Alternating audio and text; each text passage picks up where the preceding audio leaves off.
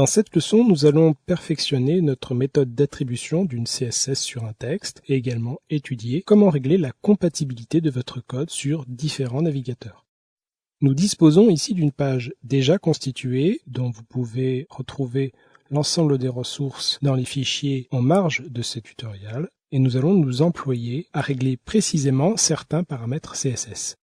Vous voyez qu'il dépend ici de la balise h2 et de l'identifiant blog header. Dans CSS, je clique sur Actuel, je vais déplier mes règles. Vous voyez qu'ici, lorsque je clique sur mon élément, blog header se met en surbrillance.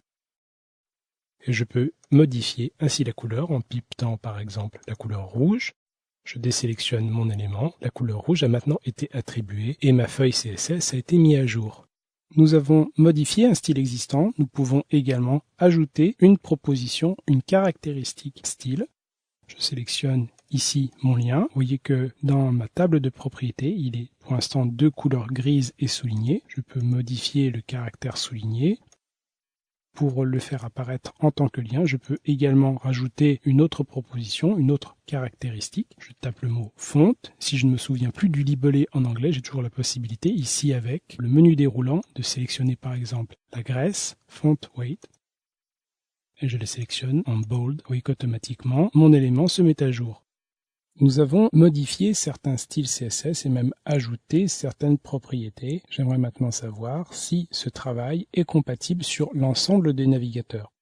On dispose pour cela d'un nouvel outil sur Adobe Dreamweaver CS3. Il s'agit de l'outil Vérifier la page. Vous voyez que si je clique dessus et que je lance le processus de vérification, Dreamweaver scanne ma page et identifie ici, par exemple, à la ligne 78, un problème qui s'appelle un bug de la disparition de l'arrière-plan des listes.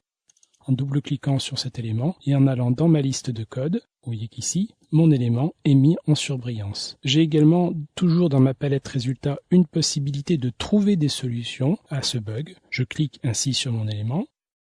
Ce lien conduit alors à un nouvel espace offert par Adobe et qui, en l'occurrence, donne davantage de détails sur le phénomène de disparition d'arrière-plan. Ces pages de conseils CSS sont établies selon le modèle wiki et proposent des informations de la part des utilisateurs et également directement issues de la communauté d'experts. Cette page donc décrit le problème, vous voyez ici, et propose en bas de page des solutions sur ce qu'il convient de faire.